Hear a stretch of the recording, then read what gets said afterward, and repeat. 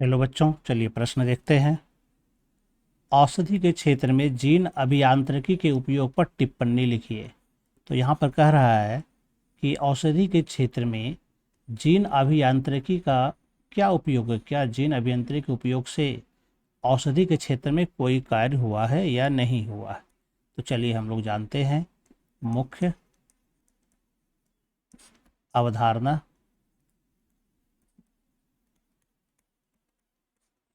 पहले तो हम लोग ये जान लेते हैं कि ये जीन अभियांत्रिकी क्या होती है। जीन अभियांत्रिकी, इसका मतलब होता है कि हम किसी से भी कहीं भी कोई भी जीन का स्थानांतरण करके, जीन का स्थानांतरण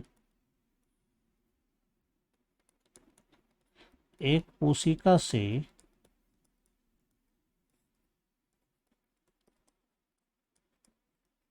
दूसरी कोशिका में करके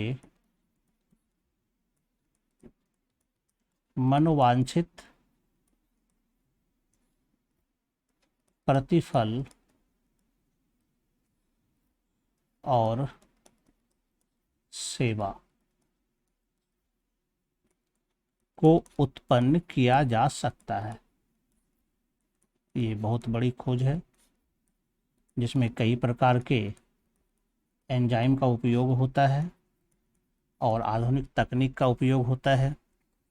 तो यहाँ पर जो हमारे पास है, ये पूछा जा रहा है क्या औषधि के क्षेत्र में भी कोई इसका उपयोग है। तो औषधि के ही क्षेत्र में नहीं, बाकी कई सारे क्षेत्रों में भी इसका उपयोग होता है।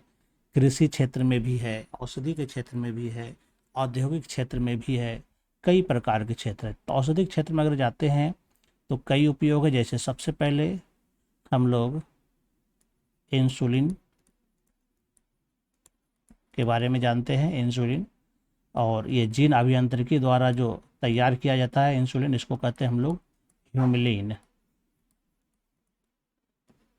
इसे बनाना बहुत ही मुश्किल था, लेकिन एली लिली कंपनी ने इसके लिए दो अलग अलग जीन को, यानी कि इसमें इंसुलिन में चूंकि 3 चैन होते हैं, पॉलीपेप्टाइड ए, बी और सी, तो एली लिली कंपनी, जो कि अमेरिकन कंपनी थे, इंसुलिन के लिए 2 पॉलीपेप्टाइड चैन ए और बी के जीन को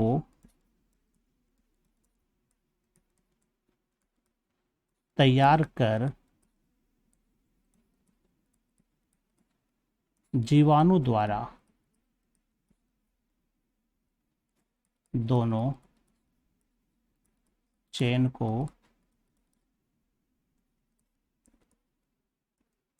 प्राप्त किया गया और दोनों को डाई सल्फाइड बंधन द्वारा जोड़कर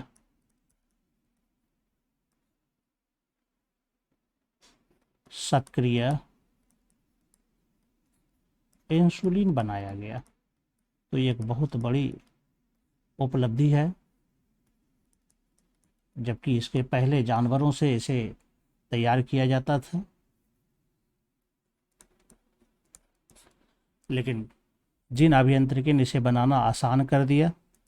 इसके अन्य कामों को देखें हम, तो जैसे जीन थेरेपी भी है,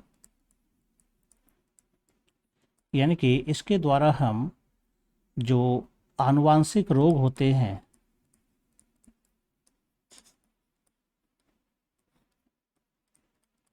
आनुवांशिक रोग से संबंधित जो जीन होंगे, से संबंधित गलत जीन को सही जीन से विस्थापित करके रोग को ठीक किया जा सकता है, रोग को ठीक किया जा सकता है। जैसे कि उदाहरण स्वरूप एक 4 वर्ष की लड़की पर यह प्रयोग हुआ था, जिसको कि ADA की कमी से उसको SCID नामक बीमारी हो गई थी, और इसको जो है इसके WBC को निकाल कर इसमें सही जीन डालकर ठीक किया गया था। तो यह भी कह सकते हैं कि जीन अभियांत्रिकी की बहुत ही महत्वपूर्ण उपलब्धि थी कि आनुवांशिक बीमारियों को भी ठीक किया जा सकता है। और भी अगर हम जानें तो जैसे आणविक आदान है, आणविक निदान, जिसमें PCR और ELISA तकनीक द्वारा समय पूर्व का मतलब है कि बीमारी का जो लक्षण होगा, लक्षण निकलने से पहले, लक्षण निकलने से पहले जो रोगाणु होंगे उसका पता लगाया जा सकता है, उसका पता लगाया जा सकता है। इसी तरह और भी कई सारे औषधि के क्षेत्र में महत्वपूर्ण काम हुए हैं। कई प्रकार के हार्मोन जैसे मानव वृद्धि हार्मोन, यह सबके उत्पादन भी इस जीन अभियांत्रिकी तकनीक के द्वारा किया गया है। तो हम यह कह सकते हैं कि जीन अभियांत्रिकी के औषधि के क्षेत्र में बहुत ही महत्वपूर्ण योगदान है। इसी के द्वारा आज हमको हेमोलिन प्राप्त हुआ है, आज जीन थेरेपी भी संभव हो पाया है। इसके अलावे समय से पहले जो है हमें बीमारियों के बारे में भी पता चल जाता है। तो इस तरह से कह सकते हैं कि जीन अभियांत्रिकी का बहुत ही ज़्यादा उपयोग औषधि के क्षेत्र में है। मैं आशा करता हूँ आप यह समझ गए होंगे। धन्यवाद।